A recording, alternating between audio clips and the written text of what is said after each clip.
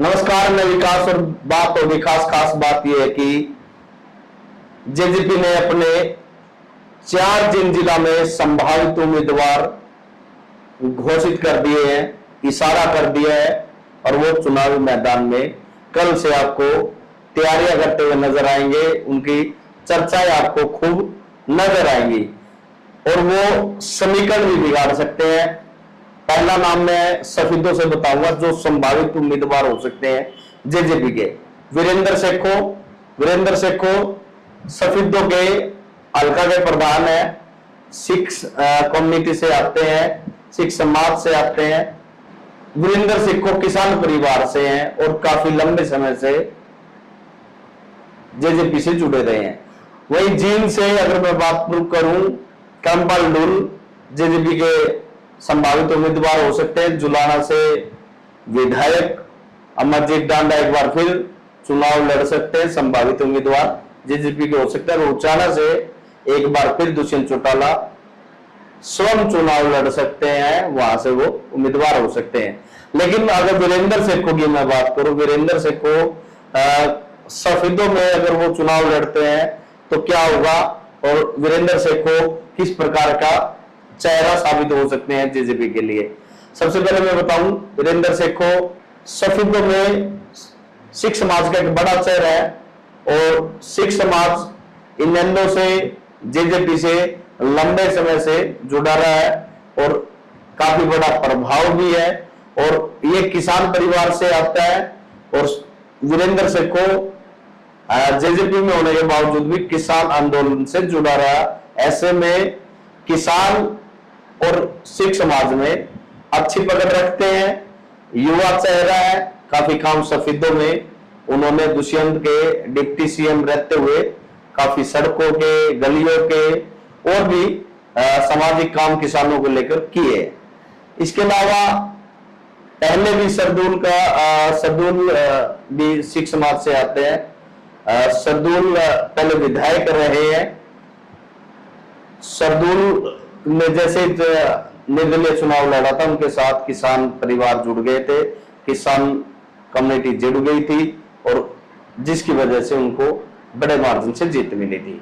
तो कहीं ना कहीं प्रभावी चेहरा हो सकते हैं, सिख समाज में पकड़ भी है। और सफेदों के खास बात तो यह है कि सफेदों के लगभग जो राजनीति है उस राजनीति का खेल वो बिगाड़ भी सकते हैं।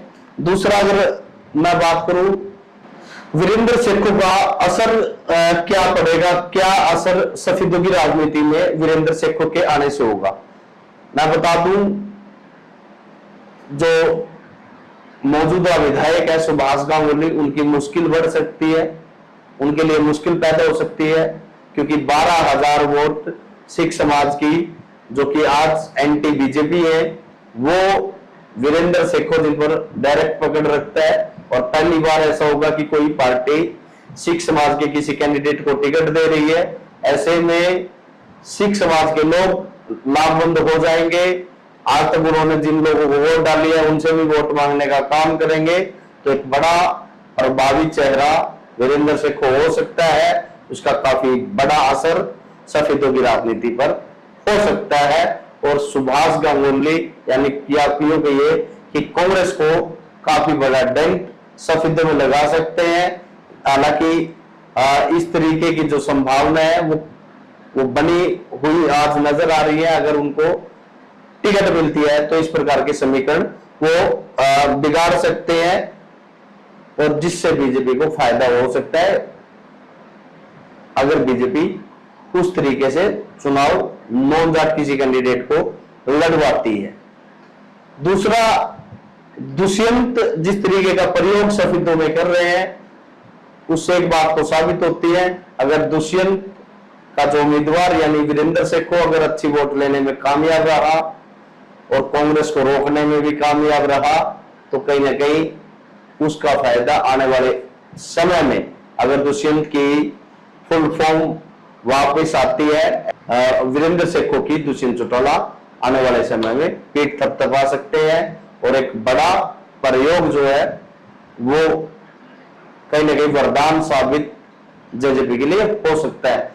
फिलहाल मैंने आपको बताया संभावित कैंडिडेट और सफेदों की राजनीति के ये जो सिख चेहरा है वो काफी असर डालने वाला है और काफी प्रभावी चेहरा है, कई लोगों की, कई विधायकों की नींद उड़ाने वाला है।